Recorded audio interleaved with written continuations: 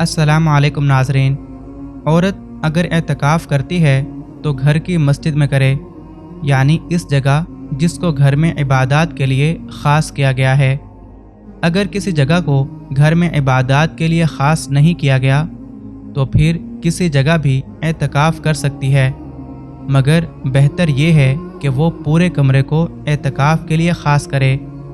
अगर कमरे का एक हिस्सा एतकाफ़ के लिए ख़ास किया तो इसमें मुशक्क़त होगी, क्योंकि मुअतकिफ़ यानी एतकाफ़ करने वाला अगर बग़ैर किसी शरई और तिबई हाजत के एक सेकंड के लिए भी एतकाफ़ की जगह से निकला तो इसका एतकाफ़ फासिद हो जाता है।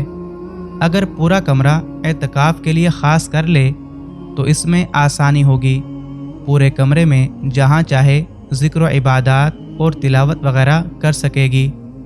मगर यहाँ एक मसला याद रखना ज़रूरी है कि औरत के एतकाफ़ के लिए शोहर से इजाज़त लेना ज़रूरी है, और इसी तरह औरत का हैज़ व नफास से पाक होना भी ज़रूरी है।